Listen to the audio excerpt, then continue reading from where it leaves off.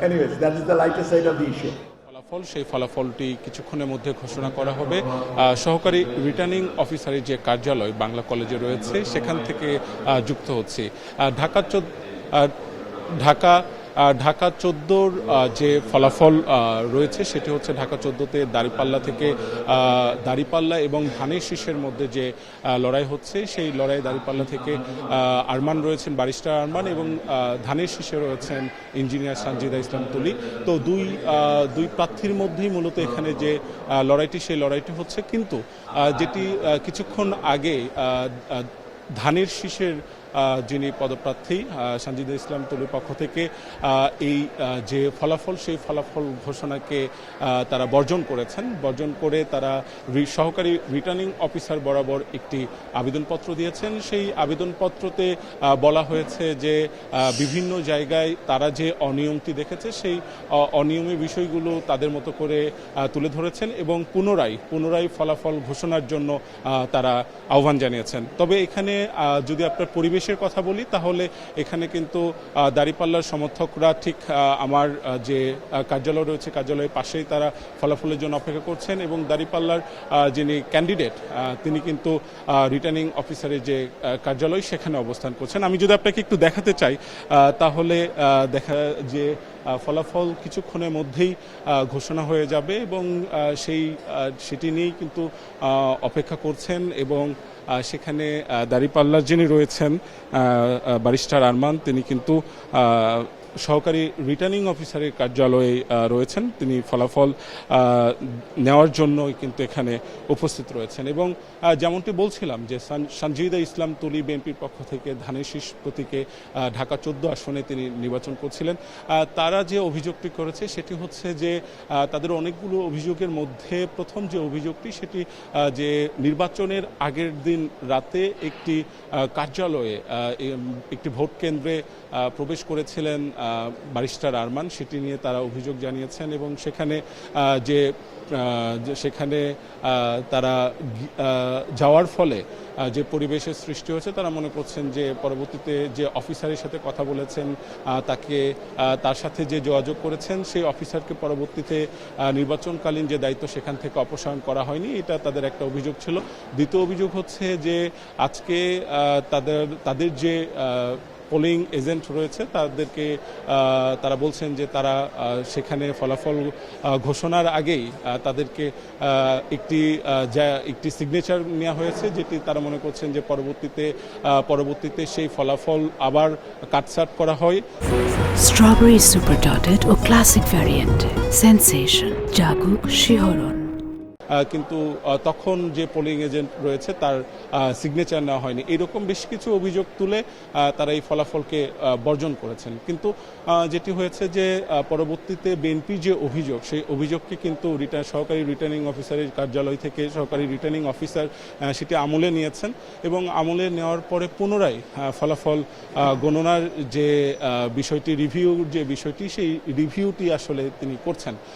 রিভিউটি করার কারণে যে বিষয়টি দাঁড়িয়েছে সেটি হচ্ছে যে ফলাফল ঘোষণার কিছুটা বিলম্ব হচ্ছে এবং এই কিছুক্ষণ আগেই সহকারী রিটার্নিং অফিসার তিনি ঘোষণা দিয়েছেন যে 10 থেকে 15 মিনিট সময় লাগতে পারে যে বিষয়গুলো রয়েছে পুনরায় সেগুলো ক্রস চেক করা, ফলাফলের যে তথ্য-উপাত্ত রয়েছে সেগুলোকে পুনরায় আরও একবার চেক করে তিনি ফাইনালি এখান থেকে ফলাফল ঘোষণা করবেন।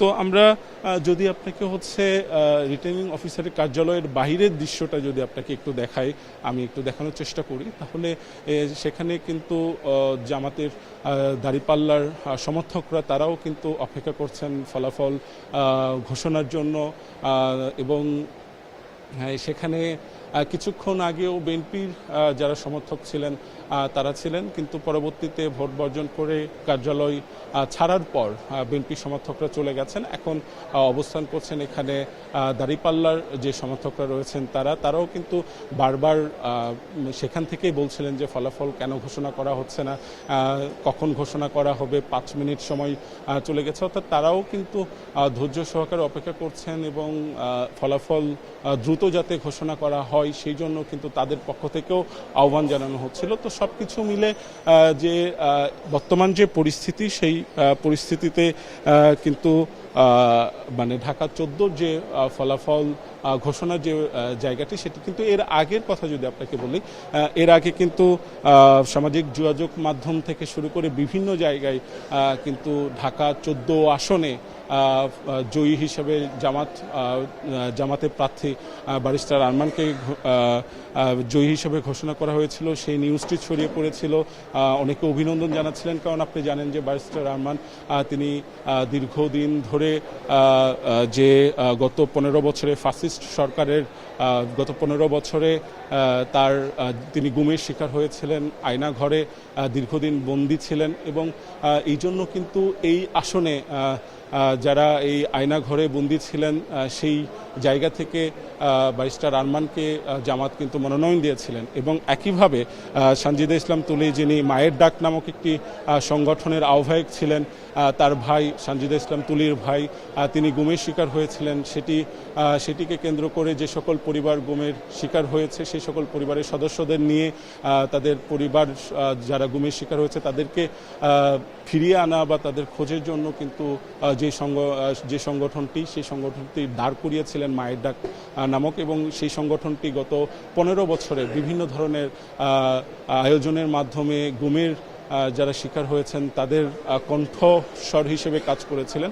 সেখান থেকে সানজিদা ইসলাম তুলিকে ঢাকা 14 আসনে বিএনপি মনোনয়ন দিয়েছিলেন। কাজেই এই দুইজন মানুষই তারা কিন্তু গুম নিয়ে কেউ কাজ করেছেন, নিজে গুমের শিকার হয়েছেন। এই জায়গা থেকে ঢাকা 14 আসনের দিকে কিন্তু পুরো বাংলাদেশেরই নজর ছিল যে সেখানে কে বিজয়ী হয়ে উঠে আসবেন। ঠিক সেই জায়গা থেকে প্রত্যেকেই কিন্তু ফলাফল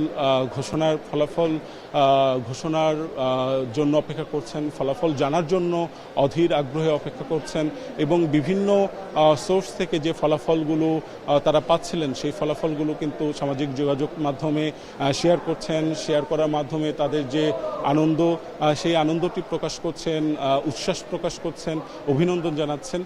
এরই প্রেক্ষিতে কিন্তু মানুষের মধ্যে যে ধরনের আকাঙ্ক্ষা তৈরি হয়েছে সেই আকাঙ্ক্ষার জায়গা থেকেই কিন্তু এই যে ফলাফল সংক্রান্ত যে বিষয়গুলো সেই বিষয়গুলোকে কিছুটা জটিল হয়ে গেছে এবং সেখান থেকে মুখোমুখি অবস্থানে রয়েছে বিএনপি এবং জামাত, এবং সেই জায়গা থেকেই পরবর্তীতে রিভিউর পরবর্তীতে সহকারী রিটার্নিং অফিসার তারা কিন্তু এই বিষয়গুলো নিয়ে কাজ করছেন। এই বিষয়গুলোতে তারা পরবর্তীতে ফলাফলগুলো পুনরায় রিচেক করা, ক্রস চেক করা, ফলাফলের কোনো ত্রুটি আছে কিনা সেগুলো থাকলে সেগুলোকে সংশোধন করে পুনরায় যোগ করা এবং যাতে কোনো ধরনের এই ফলাফল প্রকাশের ক্ষেত্রে কোনো ধরনের অসঙ্গতি যাতে না থাকে সেই বিষয়গুলোকেই কিন্তু তিনি দেখানোর চেষ্টা করছেন। তো আমরা প্রাথমিকভাবে আমরা এখানে অবস্থান করছি। ফলাফল ঘোষণার হলে আমরা জানিয়ে দেব যে ঢাকা 14 আসনে বেসরকারি ফলাফলে কে জয়ী হচ্ছেন। হয়তোবা আর 5 থেকে 10 মিনিটের মধ্যে আমরা সেই ঘোষণাটি পাব। সেই ঘোষণা হলে আবারও আপনাদেরকে আমরা জানিয়ে দেব এবং ঢাকা 14 আসনে বিজয়ী কে হচ্ছেন সেই খবরটিও আপনাদের সাথে শেয়ার করতে পারবো। ঢাকা 14 আসনে সহকারী রিটার্নিং অফিসারের কার্যালয় বাংলা কলেজ থেকে এই ছিল আমার কাছে সবশেষ।